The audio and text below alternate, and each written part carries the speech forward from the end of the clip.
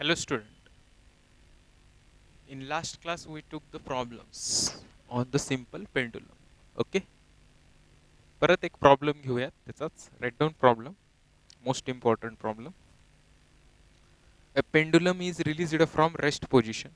Write down. A pendulum is released from rest position having angular amplitude theta 0. Having angular amplitude theta 0. Find maximum and minimum tension in the string. Find maximum and minimum tension in the string. Okay बघा इकडं. आता तुम्हीच सांगा मला rest position means what. Rest position म्हणजे कोणती position असते तर एक्स्ट्रीम पोझिशन. मग एक्स्ट्रीम पोझिशन म्हणजे कसं see here this is the pendulum.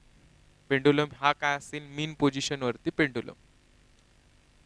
आणि when it is at the extreme position ही कोणत्या पोझिशनला झाला पेंडुलम एक्स्ट्रीम पोझिशन कन्सिडर करूयात. Because rest position is nothing but extreme position. Rest position म्हणजे कोणती असते एक्स्ट्रीम पोझिशन. मग ही जर तुम्ही रेफरन्स लाईन कन्सिडर केली तर दिस इज द हाईट एच. ही काय झाली हाईट एच. ओके. आणि इथनं पेंडुलम रेस्ट पोझिशनवरनं रिलीज केला तर it will come to this point. तर तो कुठे येतो या पॉइंटला. एच हाईट रिलीज केला तर it will comes to the this position. तो या पोझिशनला. मग आता बघा मॅक्सिमम आणि काय विचारले मिनिमम टेन्शन. मॅक्सिमम आणि मिनिमम टेन्शन. मग मॅक्सिमम आणि मिनिमम टेन्शन काय असतं आता तुम्हाला सर्क्युलर मोशन म्हणजे मी ज्यांच्यासाठी शिकवतो हे त्यांच्यासाठी सर्क्युलर मोशन झालेलं नाही तरी पण सांगतो काय असतं ते. या पॉइंटला सी हिअर या पॉइंटला टुवर्ड्स द सेंटर काय असतं स्ट्रिंग मधलं टेन्शन आणि व्हर्टिकली डाऊनवर्ड काय असतं M G. Towards the centre काय असतं टेन्शन आणि व्हर्टिकली डाऊनवर्ड काय असतं एम जी. मग ह्याचा रिझल्टंट जो असतो ह्याचा जो रिझल्टंट असतो हा रिझल्टंटच काय प्रोव्हाइड करत असतो सेंट्रिपिटल फोर्स. याचा जो रिझल्टंट जो असतो टेन्शन आणि एमजीचा हा टेन्शन आणि एमजीचा रिझल्टंट जो असतो हा काय प्रोव्हाइड करत असतो रिझल्टंट फोर्स. मग या पॉइंटला जे काही टेन्शन असेल रिझल्टंट फोर्स म्हणजे टेन्शन मायनस एमजी. दोघांची डायरेक्शन अपोजिट आहे म्हणून काय केलं सबस्ट्रॅक्ट. म्हणजे मीन पोझिशनला जे काही टेन्शन क्रिएट होत असतं ते मीन पोझिशनचं टेन्शन हे काय असतं मॅक्सिमम. मग when particle comes to the mean position जेव्हा पार्टिकल मीन पोझिशनला येत असतो त्यावेळेस तर टेन्शन जे असतं ते टेन्शन काय असतं मॅक्सिमम टेन्शन. मग आता ते टेन्शन बघा रिझल्टंट काय असेल टी मायनस एम जी. आणि हाच रिझल्टंट फोर्स काय प्रोव्हाइड करतो centripetal force. Centripetal force means what M V square by R. मग टेन्शन काय झालं tension is equals to M V square upon R. हे मायनस एम जी इकडे जाऊन काय झालं प्लस एम जी. म्हणजे टेन्शन काय झालं M V square upon R plus M G. Now what about velocity. आता या पॉइंटला आल्यानंतर या पेंडुलमची काय काढणं गरजेची आहे व्हेलॉसिटी. नीट बघा एक एक क्वांटिटी. इथनं पेंडुलम इथं आला मग आता या पॉइंटची काय काढणं गरजेचे आहे व्हेलॉसिटी. नीट बघा काय केलं टेन्शन मीन पोझिशनला. ही कोणती पोझिशन मीन पोझिशन. ही रेस्ट पोझिशन म्हणजे कोणती पोझिशन एक्स्ट्रीम पोझिशन. एक्स्ट्रीम पोझिशनवरनं पेंडुलम सोडला मीन्स लाईक दिस वे. समजा हा एक्स्ट्रीम पोझिशनला पेंडुलम नेला आणि तिथून सोडून दिला त्याचे काय व्हायलेत ऑसिलेशन्स. म्हणजे एक्स्ट्रीम पोझिशन ही कोणती पोझिशन असते रेस्ट पोझिशन. मग आता बघा या केसमध्ये इथनं मी पेंडुलम सोडून दिला म्हणजे एक्स्ट्रीम पोझिशन थोडीशी कुठं असते एच हाईट वरती. थोडीशी एक्स्ट्रीम पोझिशन किती आहे कुठं हाईट वरती आहे एच. अँग्युलर अँप्लिट्यूड काय म्हणले थिटा 0. अँग्युलर अँप्लिट्यूड थिटा 0 म्हणजे ह्याच्या पलीकडे पार्टिकल जाणार नाही म्हणजे हीच त्याची काय झाली लास्ट पोझिशन. ओके. मग तिथून पार्टिकल इथं आला आणि ज्यावेळेस मीन पोझिशनला येतो त्यावेळेस टेन्शन हे काय असतं मॅक्सिमम. मग मॅक्सिमम कसं टुवर्ड्स द सेंटर टेन्शन आणि डाऊनवर्ड डायरेक्शनला कुठं असेल एम जी. कारण स्ट्रिंगचं towards the rigid end string मधला जो काही फोर्स असतो त्या फोर्सलाच काय म्हणत असतात टेन्शन. मग दोघांची डायरेक्शन अपोजिट म्हणजे रिझल्टंट काय झालं tension minus M G equals to M V square by R. Minus M G तिकडे जाऊन प्लस झालं M V square by R plus काय झालं एम जी. ओके. हे काय झालं maximum tension M V square upon R plus M G. This is the maximum tension. Okay. मग आता बघा आता या पॉइंटची व्हेलॉसिटी कसं कॅल्क्युलेट करणार मला सांगा. एच हाईटला असताना पार्टिकलकडे कोणती एनर्जी असते पोटेन्शियल एनर्जी, आणि इथं आल्यानंतर त्या पोटेन्शियल एनर्जीचं कन्व्हर्जन कशामध्ये होतं, कायनेटिक एनर्जी. मग हे यूज करूयात की potential energy should be equals to kinetic energy. Potential energy काय असेल इथं, एम जी एच, बॉटमला आल्यास कायनेटिक एनर्जी. कायनेटिक एनर्जी काय असेल, half M V square, M M get cancel, so V square is equals to किती आलं, 2gh. लक्षात. आता बघा ह्या हाईटला कसं कॅल्क्युलेट करता येतं. हाईटला यल म्हणजे काय असेल, length of the pendulum. Height ही कशी कॅल्क्युलेट करतात, मी तर डॉट डॉट डॉट डॉट करतो, हा काय झाला, राईट अँगल ट्रायंगल. ओके, हे इथून इथंपर्यंत डिस्टन्स, हे इथून इथंपर्यंत डिस्टन्स किती झालं, हे वेगळ्या ह्यानं लिहितो. हे इथून इथंपर्यंत हे एच, हे एवढं एच, कारण एवढं डिस्टन्स काय आहे, एच. हे एच म्हणजे हे एच. मग हे डिस्टन्स किती झालं, हे टोटल काय आहे, यल. एवढं एच गेलं तर हे काय झालं, एल मायनस एच. मग cos theta is equals to, cos theta is equals to, ह्या ट्रायंगलमध्ये बघा थिटा नाही, theta 0, cos theta 0, adjacent side L minus H upon hypotenuse, hypotenuse, hypotenuse काय आहे, यल. मग L minus H is equals to L cos theta 0, हे त्या साईडला गेलं, एल कॉस थिटा 0. मग H is equals to L, हे या साईडला आलं, L cos theta 0, cos theta 0. L common आला, आतमध्ये काय उरलं, 1 मायनस कॉस थिटा 0.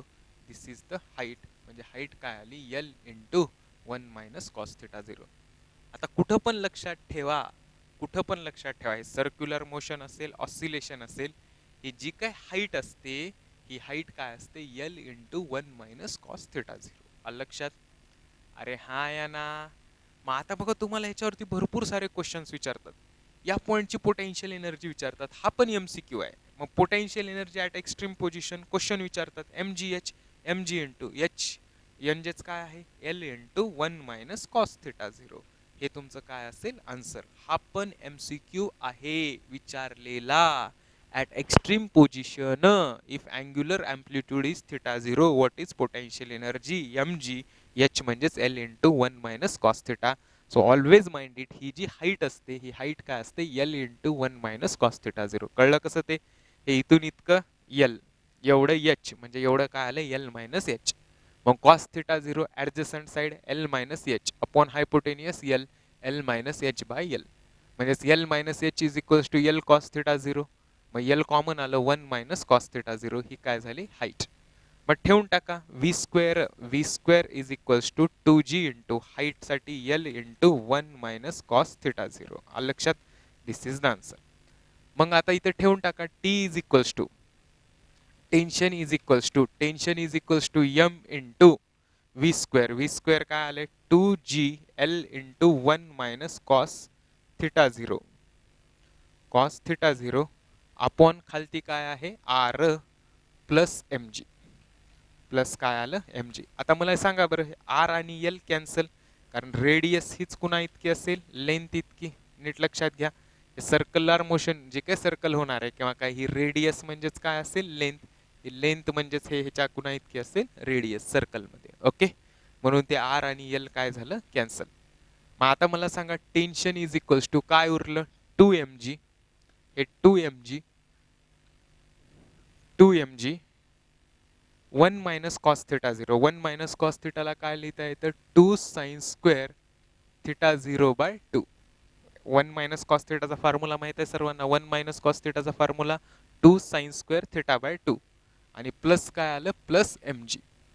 मग आता बघा, mg कॉमन घेतला, आतमध्ये काय उरलं, आतमध्ये उरलं 4 sine square theta 0 by 2 plus काय आलं, 1. ओके, आता नीट लक्षात घ्या, ही SHM कधी असते, ही SHM ची कंडिशन काय असते, की थिटा 0 काय असला पाहिजे, व्हेरी स्मॉल. SHM च्या कंडिशनसाठी हा थिटा 0 जो आहे, हा थिटा 0 काय असला पाहिजे, व्हेरी स्मॉल. मग मला सांगा, साइन थिटा 0 व्हेरी स्मॉल असेल तर साइन थिटा 0 ला अप्रॉक्सिमेटली इक्वल्स टू काय लिहिता येतं, थिटा 0. मग साइन स्क्वेअर थिटा 0 ला अप्रॉक्सिमेटली काय लिहावं लागतं, थिटा 0 स्क्वेअर. जे फंक्शनचं आहे ते काय करायचं, अँगलचं. हे मुलांना माहित नसतं, नीट लक्षात घ्या. साइन थिटा 0 ला अप्रॉक्सिमेटली काय लिहिता येतं, थिटा 0. मग साइन स्क्वेअर थिटा 0 ला अप्रॉक्सिमेटली काय लिहिता येतं, थिटा 0 स्क्वेअर. जे फंक्शनचं आहे तेच कुणाचं करायचं, अँगलचं. लक्षात. मग मला सांगा आता साइन स्क्वेअर थिटा 0/2 ला अप्रॉक्सिमेटली काय लिहिता येईल? काय लिहिता येईल? थिटा 0/2 चा स्क्वेअर. थिटा 0/2 चा स्क्वेअर म्हणजे थिटा 0²/4 लिहून टाका. टेन्शन मॅक्सिमम, कारण हे जे टेन्शन काढले ते कोणतं आहे? Maximum is equals to mg into आतमध्ये काय 4 इंटू साइन स्क्वेअर थिटा 0/2 ला. साइन स्क्वेअर थिटा 0/2 ला काय लिहायचे? Theta 0²/4 plus 1. 4 4 get cancel. So T max is equals to mg into what is answer? Theta 0² plus काय आलं? 1. सिमिलरली टी मिनिमम विचारतील. Minimum टेन्शनला लिहून टाका mg इंटू थिटा 0² प्लस ऐवजी फक्त काय फरक पडेल इथं? मायनस. म्हणजे मिनिमम टेन्शन काय आलं? Theta 0² minus 1. कारण मिनिमम टेन्शनचा फॉर्म्युला काय असतो? फक्त mv²/r मायनस काय असतं? mg. म्हणून फक्त इथं काय आलं? मायनस. लिहून ठेवा तिथं व्यवस्थित. टी मिनिममचा फॉर्म्युला असतो mv²/r मायनस mg.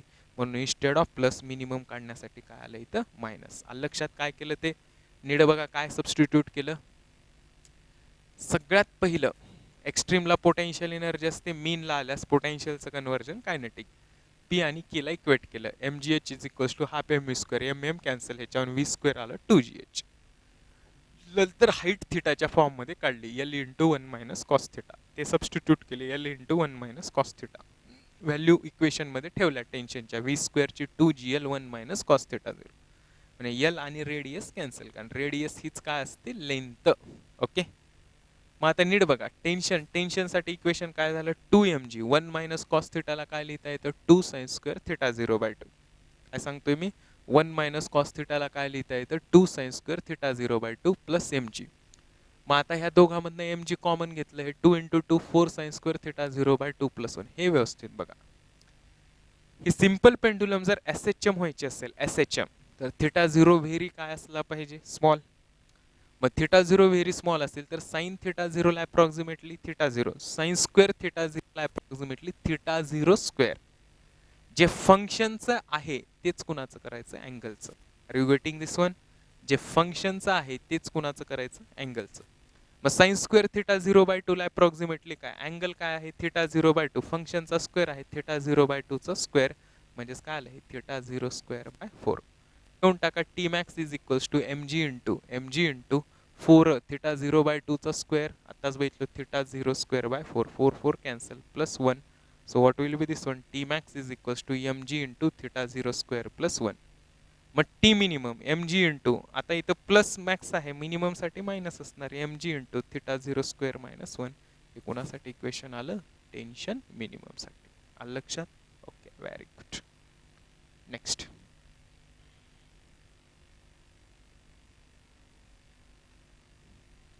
मग आता बघा, ह्याच्यामध्ये आणखी एक क्वेश्चन विचारतात किंवा ऑप्शन्स असे नसतात.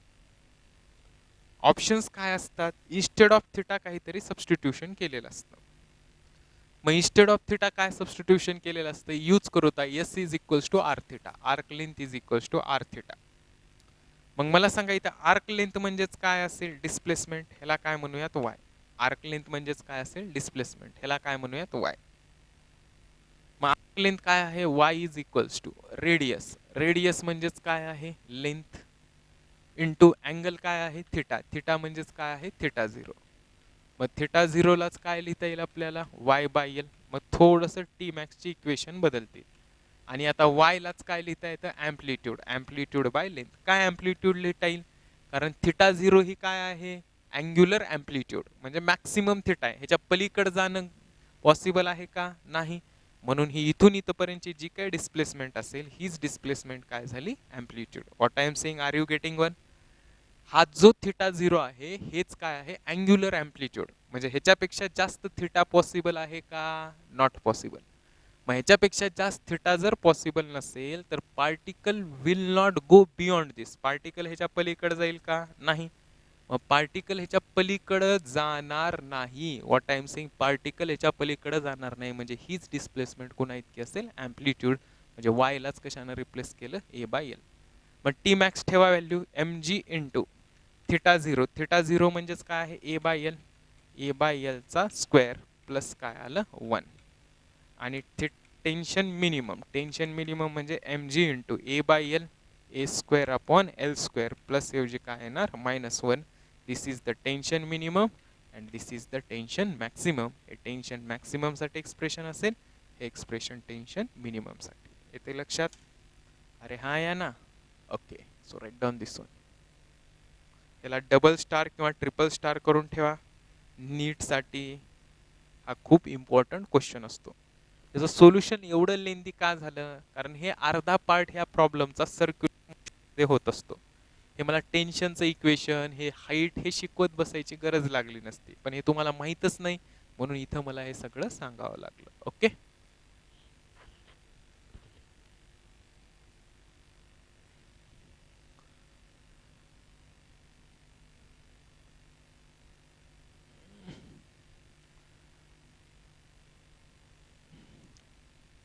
Next item, pendulum of length.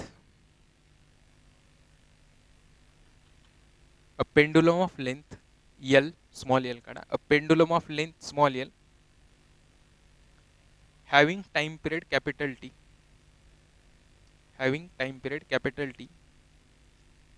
and released from rest,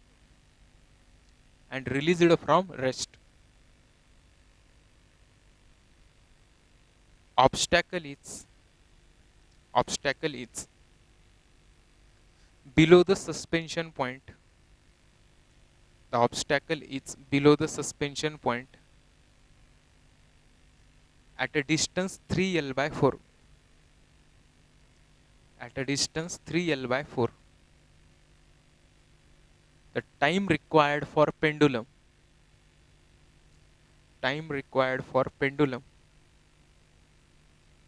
comes to the same position. Time required for pendulum comes to the same position. बघा इकडे हा पेंडुलम आहे, एक्स्ट्रीम पोझिशनला, ज्याची की लेंथ L आहे आणि सस्पेन्शन पॉइंट 3L/4 ला इथं काय सोडलाय? ऑब्स्टॅकल म्हणजे ओ पकडूत. हा सस्पेन्शन पॉइंट, हा ओ पकडूत, हा ओ डॅश पकडूत. लक्षात? आता मला सांगा व्यवस्थित, हा पेंडुलम कन्सिडर करूयात, बरोबर? हा एक्स्ट्रीम वरनं सोडला, हा इथपर्यंत येईल. ओके, जसं मी शो करतो तुम्हाला, हा इथपर्यंत आला म्हणजे हा पण पेंडुलम आधी इथे येईल. कुठं आला? मीन पोझिशनला. हा इथं आला मीन पोझिशन. लक्षात? नीट बघा, याचा टाइम पिरियड किती आहे म्हणलं? ह्या मोठ्या पेंडुलमचा, लॉंगर पेंडुलमचा टाइम पिरियड काय झाला? टी, आणि लेंथ किती झाली? एल. आलं इथपर्यंत सगळे? आता मला तुम्हीच सांगायचं, काय सांगायचं तुम्हीच? तर हा जो पेंडुलम आहे, कोणता पेंडुलम? लॉंगर, हा कुठं आला? मीन पोझिशन. पण आता इथं वाटत काय आहे? ऑब्स्टॅकल. मग ऑब्स्टॅकल असल्यामुळं ही इथून इथपर्यंतची जी लेंथ असते ती इथंच राहते. फक्त हा छोटा पेंडुलम, त्या लॉंगरचं कन्वर्जन कुणामध्ये होतं? शॉर्टर. तो एक्स्ट्रीमला जाऊन परत कुठं येतो? मीन पोझिशनला. मला सांगा, इकडचा जो एवढी 3L/4 लेंथ आहे, ही 3L/4 लेंथ रेस्टलाच राहते आणि नवीन सस्पेन्शन पॉइंट तयार होतो. तो नवीन सस्पेन्शन पॉइंट म्हणजे काय असतो? ओ डॅश. नीट बघा कसं ते, व्यवस्थित बघा थोडंसं. समजा हा पेंडुलम आहे, बरोबर?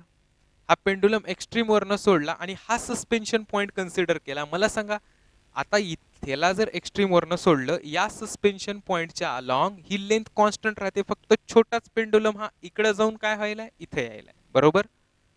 म्हणजे जर मी याला एक्स्ट्रीम पोझिशन वरनं सोडलं तर या पॉइंटला बघा, छोट्याच पेंडुलमचं काय व्हायलंय? इकडे जाऊन यायलाय. आता मी हे जोरात सोडू शकत नाही, आपलं हे खराब होऊन जाईल. मी त्याच्यावरती दाखवतो, दुसऱ्यावरती. बघा इकडे हा पेंडुलम कन्सिडर करूयात. ओके, हा पेंडुलम कन्सिडर करा. हा एक्स्ट्रीम पोझिशन वरनं सोडला, हा सस्पेन्शन पॉइंट, हा एक्स्ट्रीम पोझिशन वरनं सोडला, दिसते सर्वांना? आणि हा सस्पेन्शन पॉइंट आहे. अरे, हा सस्पेन्शन पॉइंट बघा, ह्या सस्पेन्शन पॉइंटच्या अलॉंग फक्त किती पेंडुलम चाललाय? हा खालचाच. म्हणजे आधी पेंडुलम लार्जर होता, लार्जरचं कन्व्हर्जन इथं आल्यास कशामध्ये व्हायले, शॉर्टर, आणि हाच शॉर्टर पेंडुलम फक्त इकडे जाऊन इकडे यायला. Got it? म्हणजे एकाच प्रॉब्लेम मध्ये किती पेंडुलम तयार व्हायले, दोन. म्हणजे एक पेंडुलम तयार व्हायला लॉंगर, लॉंगर मीन पोझिशनला आला की त्याचं जे कन्व्हर्जन आहे, या लॉंगरचं कन्व्हर्जन कशामध्ये होऊन चाललंय, शॉर्टर मध्ये. लक्षात? आणि परत हा लॉंगर पेंडुलम, परत लॉंगर पेंडुलम कुठे यायलाय, यायला. म्हणजे हा झाला शॉर्टर पेंडुलम, इकडचा झाला longer pendulum. What about shorter pendulum? Shorter पेंडुलमची लेंथ किती असेल, फक्त L/4. मग त्याचा टाइम पिरियड टी डॅश पकडूयात आणि लेंथ किती, L/4. Time period directly proportional to काय असतं, रूट एल. मग T dash directly proportional to root L/4. म्हणजे T dash directly proportional to root L/4 ला काय लिहिता येतं, 2. मग T dash is equals to, T dash is equals to route L. Root L, L length कुणाची आहे, लॉंगरची, टाइम पिरियड टी. मग रूट एलच्या अनालॉगस टी लिहिता येईल अपॉन 2. म्हणजे शॉर्टर पेंडुलमचा टाइम पिरियड टी डॅश जो असेल, हा टी डॅश काय असेल, T/2. कळलं कसं? लॉंगरची लेंथ किती आहे, एल, एल लेंथला टाइम पिरियड किती आहे, टी. शॉर्टर पेंडुलमला लेंथ 3L/4 पर्यंत सस्पेन्शन आहे, म्हणजे शॉर्टर पेंडुलमला लेंथ किती मिळाली आहे, फक्त L/4. म्हणजेच T dash directly proportional to त्याची length L/4, root L/2. But T directly proportional to काय असेल, रूट एल. रूट एलच्या इन्स्टेड मध्ये काय लिहिता येतं, टी. म्हणजे टी डॅश काय झालं, T/2. ओके. मग total time is equals to, total time is equals to, मला सांगा आता व्यवस्थित, लॉंगर पेंडुलम, लॉंगर पेंडुलम कुठं कुठं चाललाय, एक्स्ट्रीम टू मीन आणि मीन टू एक्स्ट्रीम. म्हणजे लॉंगर पेंडुलमचं किती ऑसिलेशन व्हायलंय, half oscillation. Shorter pendulum mean to extreme, extreme to mean, म्हणजे ह्याचं किती व्हायलंय, हाफ ऑसिलेशन. ओके. मग चला, हाफ ऑसिलेशन म्हणजे काय, ह्याचा time period small T, T/2. आणि ह्याचा टाइम किती लागेल, ह्याला टाइम पिरियड T/2. ह्याचा time period T dash, T dash किती आहे, T/2, T/2 अपॉन 2. म्हणजे ह्याला टाइम किती लागेल, T/4. मग total time is equals to, लॉंगरला किती लागायला, T/2 प्लस शॉर्टरला किती लागायला, T/4. So T/4, do this calculation, answer 3T/4. म्हणजे after time 3T/4 pendulum comes to the same position. Okay. नीट बघा इकडं, एकदम सिंपल आहे. काय आहे हा पेंडुलम, या पेंडुलमची लेंथ किती आहे, एल. या पेंडुलमला कुठून सोडलं मी, एक्स्ट्रीम पोझिशन, या पेंडुलमला एक्स्ट्रीम पोझिशनवरनं सोडलं. लेंथ एल आहे, पण 3L/4 ला कशामध्ये कन्वर्ट व्हायला त्याचं, शॉर्टर पेंडुलम मध्ये. म्हणजे बघा, हा एक्स्ट्रीम वरनं कुठं आला, मीन वर. एक्स्ट्रीम वरनं मीन आला की कन्वर्जन कशात व्हायले, शॉर्टर. आता सस्पेन्शन पॉइंट हा राहीना, सस्पेन्शन पॉइंट ऑब्स्टॅकल राहिला. मग टोटल एल मधली 3L/4 गेली, म्हणजे स्मॉलर पेंडुलमला लेंथ किती मिळाली, फक्त L/4. आणि ह्याच स्मॉलर पेंडुलम L/4 चा परत कुठं चाललाय, एक्स्ट्रीम. आणि एक्स्ट्रीम वरनं परत कुठे यायलाय, मीन. आणि मीन वरनं परत कुठं चाललाय, एक्स्ट्रीम. मग पेंडुलमचा विचार करा, ह्या शॉर्टर पेंडुलमचं mean to extreme, extreme to mean, म्हणजे किती ऑसिलेशन व्हायलंय, हाफ ऑसिलेशन. ह्या इकडच्या लॉंगर पेंडुलमचं extreme to mean, means to extreme, म्हणजे काय व्हायलंय, हाफ ऑसिलेशन. आलं लक्षात? मग आता ठेवून टाका, हाफ ऑसिलेशन म्हणजे हाफ टाइम पिरियड. ह्याचा टाइम पिरियड किती कन्सिडर केला होता, टी डॅश, शॉर्टर पेंडुलमचा टी डॅश. टी डॅशची व्हॅल्यू किती आली होती, T/2. मग हाफ ऑसिलेशनचा टाइम पिरियड अर्धा, T/2. मग टी डॅश म्हणजे T/2 अपॉन 2, म्हणजे T/4. लॉंगर पेंडुलमचा हाफ ऑसिलेशन, लॉंगर पेंडुलमचा टाइम पिरियड टी, म्हणजेच त्याचं काय आलं, time period T/2 half oscillation मुळे. मग टोटल टाइम किती झाला, T/4 आणि T/2, T/2 plus T/4. Calculation करा, 3T/4. म्हणजे after 3T/4 pendulum will come to the same position. Okay. या आपण क्वेश्चनला ट्रिपल स्टार करून ठेवा. किती स्टार, ट्रिपल स्टार. ओके. हा पण खूप इम्पॉर्टंट क्वेश्चन असतो. This is all about the simple pendulum. हे सगळं जे काही बघितलं, हे कोणाबद्दल बघितलं आपण, सिंपल पेंडुलम बद्दल. ओके. त्याच्यानंतर नेक्स्ट,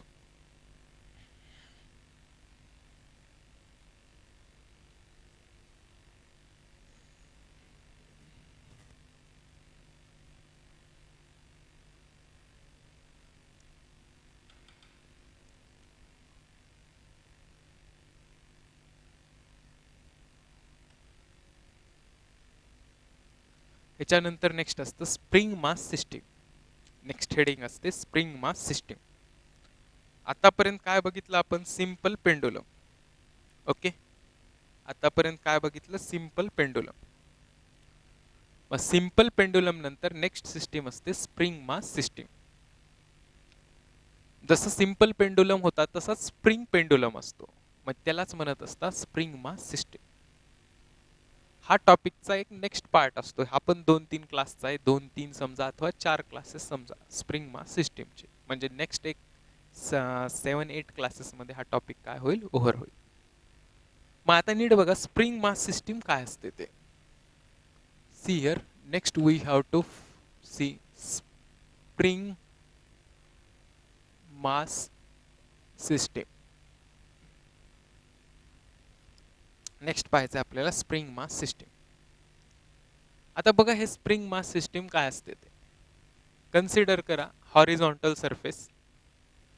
हॉरिझॉन्टल सरफेसवर एक स्प्रिंग असते आणि स्प्रिंगला काय कनेक्ट केलं? हे मास. लक्षात, स्प्रिंगला काय कनेक्ट केलं? मास. आता तुम्हीच सांगा मला, या स्प्रिंगचा जो स्प्रिंग कॉन्स्टंट असतो ह्याला के म्हणत असतात. के इज नथिंग बट, ह्या केलाच काय म्हणत असतात? Spring constant. केला काय म्हणत असतात? Spring constant. मग आता बघा मी काय करतो की या सिस्टीमला, ह्या मास एमला वाय न डिस्प्लेस करतो. कुठं? राईट हँड साईडला. वाय न काय करतो? डिस्प्लेस करतो. कुठं करतो? राईट हँड साईडला. वाय न त्याला ओढतो. ओके, मग वाय लेंथनं जर मी त्याला राईट हँड साईडला डिस्प्लेस केलं, वाय लेंथनं, ओके, वाय ही काय झाली? डिस्प्लेसमेंट. तर त्याला परत मीन पोझिशनला घेऊन येण्यासाठी फोर्स डिराईव्ह होतो. त्याच फोर्सला कोणता फोर्स म्हणत असतात? Restoring force.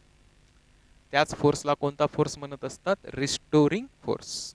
ओके, मग हा जो रिस्टोरिंग फोर्स असतो, this restoring force directly proportional to काय असतो? Displacement. And negative sign indicates restoring force and displacement are in opposite direction. येते का लक्षात? नीट बघा इकडं, एखादी स्प्रिंग असेल, तुम्ही स्प्रिंगला ओढलं आणि सोडून दिलं, परत ते मास ओरिजिनल पोझिशनला येतं. मग ते ओरिजिनल पोझिशनला मास घेऊन येण्याचं काम कोण करत असतो? Restoring force. मग this restoring force directly proportional to displacement. तुम्ही जेवढं जोरात मास ओढा, म्हणजे जेवढी डिस्प्लेसमेंट जास्त असू द्या, तितका फोर्स काय असेल? जास्त असेल. म्हणजे restoring force directly proportional to displacement. आणि हे निगेटिव्ह साइन काय इंडिकेट करतं? Restoring force and displacement are in opposite direction. मग हा जो रिस्टोरिंग फोर्स झाला, हा रिस्टोरिंग फोर्स काय झाला? Minus K into Y. This restoring force is nothing but minus K into Y. मग हा के म्हणजेच काय असतो? Proportionality constant. ह्या प्रोपोर्शनॅलिटी कॉन्स्टंटलाच काय म्हणत असतात? Spring constant. मग हा के म्हणजे माहित आहे आपल्याला, K is nothing but, K म्हणजेच काय असतं? M into omega square. म्हणजे omega square is equals to काय झालं? K by M. ओमेगा काय झालं? Under root K by M. And omega is nothing but 2 pi by time period.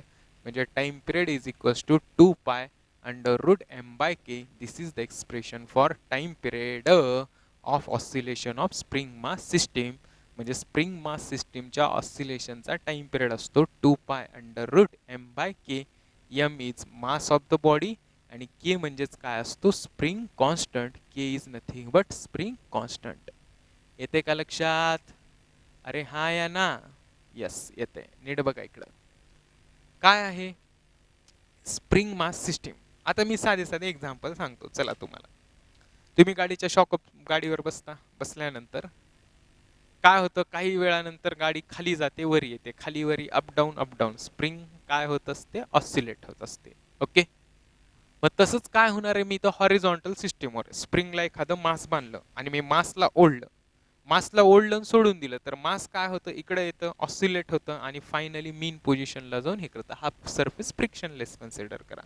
Consider this surface as a frictionless. मग आता नीट बघा इकडं, Y. Y म्हणजे काय असतं? Displacement away from mean position. आणि रिस्टोरिंग फोर्स त्याच टाइमला कुठं असतो? Towards the mean position. मग restoring force directly proportional to Y. Minus Y, negative sign indicate restoring force and displacement are in opposite direction. मग प्रोपोर्शनॅलिटी काढून constant काय लिहिला? के.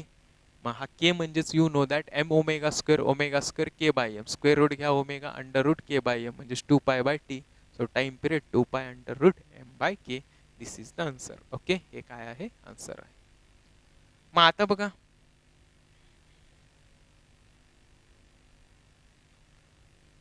मग आता हे हॉरिझॉन्टल सिस्टीमवर हे कुणासाठी एक्सप्रेशन झालं रे पोरांनो, टाइम पिरियडसाठी. मग आपल्याला सेम आता करायचं की spring mass system in vertical plane. Spring mass system कुठं, in vertical plain.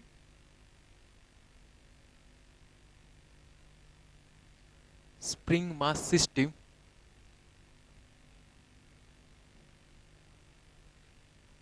In vertical plane. Okay. आता बघा आपल्याला पाहायचं स्प्रिंग मास सिस्टीम कुठल्या प्लेन मध्ये, व्हर्टिकल प्लेन मध्ये. आता बघा ही एक प्रोसेस असते, व्यवस्थित लक्ष देऊन ऐका की व्हर्टिकल प्लेन मध्ये स्प्रिंग मास सिस्टीम कसं डील करतात. आता हे एक्सपेरिमेंट करायचं, सगळ्यांनी करायचा आपापल्या घरी. एक स्प्रिंग घ्या, घेतली का सगळ्यांनी. ओके. स्प्रिंगचं काय असेल, लेंथ एल. तुमची गाडी आहे, ओके. गाडीचं शॉक अब्सर, गाडीच्या शॉक अब्सरची स्प्रिंगची लेंथ काय आहे, एल. लक्षात आलो इथपर्यंत. आता काय करूयात, ह्या स्प्रिंगला मास काहीतरी टाईड करूयात. ओके. हे मास टाईड केल्यामुळे स्प्रिंग मध्ये एक्स न काय झालं, एक्सपान्शन. मास टाईड केल्यामुळे स्प्रिंग मध्ये काय झालं, एक्स न एक्सपान्शन, म्हणजे स्प्रिंग काय झाली, स्ट्रेच झाली. मग स्प्रिंग स्ट्रेच झाली म्हणजे याचं व्हर्टिकली डाऊनवर्ड काय असेल, mg. आणि अपवर्ड डायरेक्शनला रिस्टोरिंग फोर्स. रिस्टोरिंग फोर्स म्हणजे काय झाला, kx. अपवर्ड डायरेक्शनला रिस्टोरिंग फोर्स काय झाला, kx. आता मला सांगा, मास जर लावलं मी तर सिस्टीम ऑसिलेट होते का. काही जण म्हणतील होते, काही जण म्हणतील नाही होत. विचार करून सांगा, होते का. बिलकुल होणार नाही. मला सांगा तुमची बाईक आहे, इनिशियल लेंथ त्या शॉक अब्सरच्या स्प्रिंगची एल. तुम्ही त्याच्यावर बसलो, बसल्यास थोडीशी गाडी खाली जाते, थोडीशी खाली जाते का. बसल्या बसल्या टुई टुई टुई टुई गाडी सुरू करते का ऑसिलेट व्हायला. बिलकुल नाही. म्हणजे एखाद्या स्प्रिंगला जर मी मास कनेक्ट केलं तर त्या मासमुळं काय होत असते, स्ट्रेचिंग. आणि स्ट्रेचिंग होऊन ही सिस्टीम डज नॉट ऑसिलेट. मास लावल्यानंतर सिस्टीम ऑसिलेट होत नसते, तर ती कुठल्या पोझिशन मध्ये असते, इक्विलिब्रियम पोझिशन. लक्षात. मग एक्स न त्या स्प्रिंगची डिस्प्लेसमेंट डाऊनवर्ड डायरेक्शनला झाली. मग डिस्प्लेसमेंटच्या आवे कोणता फोर्स तयार झाला, कोणता फोर्स तयार झाला, रिस्टोरिंग फोर्स. रिस्टोरिंग फोर्स काय तयार झाला, kx. एक्स म्हणजे इथं डिस्प्लेसमेंट. आणि डाऊनवर्ड डायरेक्शनला काय तयार झाला, mg.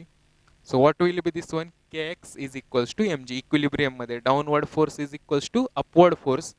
तर हे जे एक्सप्रेशन असतं, this is most important expression for the problems. आणि एक्स म्हणजेच काय असतं, mg बाय k. इथलं एक्स म्हणजेच काय असतं, mg by k. What I am saying, X म्हणजेच डिस्प्लेसमेंट. डिस्प्लेसमेंट हीच काय असते, mg बाय k. आणि हीच जर डिस्प्लेसमेंट मॅक्सिमम असेल तर त्यालाच अँप्लिट्यूड म्हणतो. म्हणजे कधी कधी आन्सर असतं amplitude is equals to mg by k. अँप्लिट्यूडच काय असतं, mg बाय k. मग हेच रिलेशन यूज करून स्प्रिंग मास सिस्टीमचे काय सॉल्व्ह करायचे असतात, प्रॉब्लेम. हेच रिलेशन यूज करून स्प्रिंग मास सिस्टीमचे काय यूज करायचे असतात, प्रॉब्लेम. ओके. झाली फर्स्ट केस, हे झाली सेकंड केस. आता थर्ड केस मध्ये काय करायचं, हे जे मास आहे ह्या मासला वाय न खाली ओढायचं. म्हणजे मासला काय करायचं, वाय न खाली ओढायचं. म्हणजे pull mass M, pull the mass M by displacement Y. किती डिस्प्लेसमेंट न खाली ओढायचं, वाय. मग आता मला सांगा, आधीच ओरिजिनल लेंथ एल, नंतरची डिस्प्लेसमेंट एक्स, आणि आता वाय न ओढायची डिस्प्लेसमेंट वाय. आणि हे मास, म्हणजे ह्या मास आपण खाली कितीनं ओढलेला आहे, वाय न. चला पटपट फोर्सेस सांगा. ऑलरेडीच्या एक्स मुळेचा रिस्टोरिंग फोर्स kx, वाय न ओढल्यामुळेचा रिस्टोरिंग फोर्स ky, आणि ह्याचं व्हर्टिकली डाऊनवर्ड mg. मग ह्याचा जो रिझल्टंट फोर्स असेल, what will B resultant force, mg minus काय आलं, mg minus kx minus ky. पण इक्विलिब्रियम पोझिशन मधनं kx म्हणजेच काय असतं, mg. kx म्हणजेच काय आहे, mg minus ky. mg get cancel. म्हणजे रिझल्टंट फोर्स हा काय आला, मायनस ky. हे ky ॲज इट इज. मग कुठलाही फोर्स म्हणजे काय असतो, ma is equals to minus ky. म्हणजे acceleration is equals to minus k by m into y. म्हणजे acceleration directly proportional to minus y आलं. म्हणजे spring mass system in vertical plane ही काय आली, S H M. So mind it, spring mass system in vertical plane is S H M. मग time पिरियडचा तोच formula, ॲक्सलरेशनचा जनरल फॉर्म्युला काय असतो, मायनस ओमेगा स्क्वेअर वाय. मग ओमेगा स्क्वेअर म्हणजेच काय आलं, के बाय एम. ओमेगा स्क्वेअर जर के बाय एम, इकडं लिहितो थोडं, ओमेगा स्क्वेअर जर के बाय एम असेल तर omega under root K by M, आणि ओमेगा म्हणजेच 2 pi by time period. So time period is equals to 2 pi under root M by K. This is the time period. मग मला सांगा बरं, या time पिरियडच्या इक्वेशनमध्ये कुठं तर तुमचं ही स्ट्रेचिंग एक्स, कुठं तर ही तुमची स्ट्रेचिंग वाय असलं काहीतरी आलंय का? बिलकुल नाही.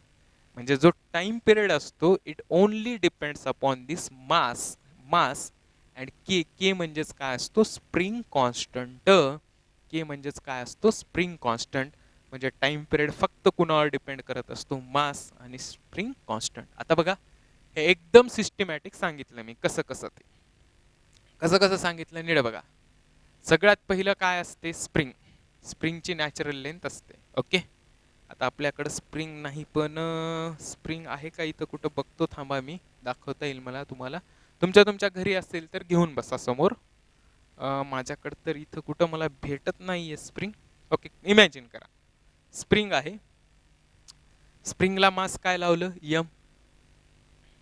ओके, आधी लावलं नाही. स्प्रिंग आहे, स्प्रिंगची नॅचरल लेंथ किती आहे, यल. मग मी काय केलं, स्प्रिंगमध्ये स्ट्रेचिंग आहे का काही, बिलकुल नाही. मग स्ट्रेचिंग नाही म्हणून मी त्याला काय लावलं, मास यम. ओके, मग मास यम लावल्यानंतर त्याच्यामध्ये किती स्ट्रेचिंग झाली, एक्स. मी गाडीचंच एक्झाम्पल देतो. आधी गाडी तुमची थांबलेली आहे म्हणजे तुमच्या शॉक अब्सर्वरच्या स्प्रिंगची लेंथ किती आहे, ओरिजिनल लेंथ यल. ते काय शॉक अब्सर्वरचे हे काय कॉम्प्रेस वगैरे झालेत का, नाही. आता तुम्ही जाऊन बसलात की कॉम्प्रेस होतात, ऑसिलेशन स्टार्ट झाले का, तुम्ही बसल्या गाडी अप डाऊन व्हायलाय का, बिलकुल नाही. म्हणजेच तुम्ही मास यम लावलं किंवा तुम्ही मास यम बसलात की स्प्रिंगमध्ये परमनंट एक्सटेन्शन तयार झालं. That permanent extension is x. पण ही सिस्टीम डज नॉट ऑसिलेट. ह्याचे काय ऑसिलेशन स्टार्ट झाले का, बिलकुल नाही. मग दिस सिस्टीम डज नॉट ऑसिलेट म्हणजे काय, तर डाऊनवर्ड डायरेक्शनला काय आला ह्याचा, एम जी, आणि अपवर्ड डायरेक्शनला काय आला, के एक्स. म्हणजे k x should be equals to m g. म्हणजेच एक्स इज इक्वल्स टू काय आलं, एम जी बाय के. याच्यावरतीच मेन प्रॉब्लेम असतात. मग काय प्रॉब्लेम असतात, एक्स जर हा मॅक्सिमम असेल तर ह्या एक्स मॅक्सिममलाच काय म्हणतात, ॲम्प्लिट्यूड काय आलं, m g by K. Okay, मग आता चला, मी काय करतो, ह्या मासला परत वायनं खाली ओढतो. वायनं खाली ओढलं की परत एक्सटेन्शन कुणामध्ये आलं, स्प्रिंगमध्ये. त्याच्यामुळे आणखी एक फोर्स तयार झाला, रिस्टोरिंग फोर्स के वाय, आणि खाली काय झालं, एम जी. म्हणजे रिझल्टंट फोर्स काय आला, m g minus k x minus k y. मग आता इक्विलिब्रियम कंडिशनवरनं के एक्स हाच काय आहे, एम जी. के एक्स हाच एम जी, plus M g minus M g cancel. मग कुठलाही रिझल्टंट फोर्स एम ए असतो minus k by acceleration minus k by m into y. म्हणजे acceleration directly proportional to minus y. म्हणजेच ही काय झाली, S H M. मग acceleration minus omega square by y. Omega square काय आलं, के by m. मग ओमेगा स्क्वेअर म्हणजेच k by M, square root घेतलं, omega square under root K by m, 2 pi by T. So time period 2 pi under root M by k. मग आता बघा, ह्याला आणखीन थोडंसं मॉडिफाय करता येतं इक्वेशनला. कसं मॉडिफाय करणार हे एम बाय केच्या इक्वेशनला, मग ह्यालाच काय लिहिता येतं, आत्ताच बघितलं, इक्विलिब्रियम कंडिशनला M G is equals to काय आलं होतं, के एक्स. मग एम बाय केलाच काय लिहिता येतं, एक्स बाय जी. म्हणजे टाइम पिरियडच्याच इक्वेशनला आणखी काय लिहिता येईल, 2 pi under root x by g. म्हणजे instead of m by k we can write like this way, x by g. पण आपल्याला माहित आहे जी ची व्हॅल्यू काय होत असते, पोझिशन टू पोझिशन नुसार काय होत असते, व्हॅरी. त्याच्यामुळे हा फॉर्म्युला वापरणार नाहीत. त्याच्यामुळे आपल्याला कोणता फॉर्म्युला वापरायचा आहे, हा टाइम पिरियड मेजॉरिटी केसेसमध्ये 2 pi under root M by k. मग आता माझ्याकडे सांगा, एक आहे सिंपल पेंडुलम आणि दुसरा आहे स्प्रिंग पेंडुलम. हे सिंपल पेंडुलम झाला आणि हा काय आहे, स्प्रिंग पेंडुलम. मग मला सांगा, मला जर स्पेसमध्ये जायचं असेल, तर मी स्प्रिंग पेंडुलम घेऊन जाणार की सिंपल पेंडुलम घेऊन जाणार, पटकन सांगा, पटकन. स्प्रिंग पेंडुलम घेऊन जाणार की सिंपल पेंडुलम? सगळे काय आन्सर देतील? सर स्प्रिंग पेंडुलम घेऊन जा. का स्प्रिंग पेंडुलम घेऊन जा? कारण time period is independent on value g. Acceleration due to ग्रॅव्हिटीवर टाइम पिरियड स्प्रिंग पेंडुलमचा इंडिपेंडंट असतो. बघा बरं, 2π√m/k मध्ये जी कुठं आहे का? नाही. आणि जी नसल्यामुळं स्प्रिंग पेंडुलम हा स्पेसमध्ये वगैरे कशासाठी यूज केला जातो? करेक्ट टाइम देण्यासाठी. म्हणजेच करेक्ट टाइम देण्यासाठी स्पेसमध्ये कुणाचा यूज केला जातो? स्प्रिंग पेंडुलमचा. So write the statement in space. कुठं? स्पेसमध्ये.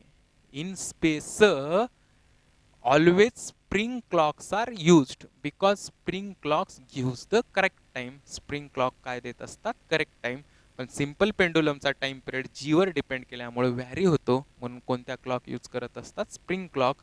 थेरी MCQ विचारला जातो, which clocks are used in the space to give the correct time? So what will be your answer? Spring clocks. Okay, that's all. ठीक आहे, थांबूया तिथं.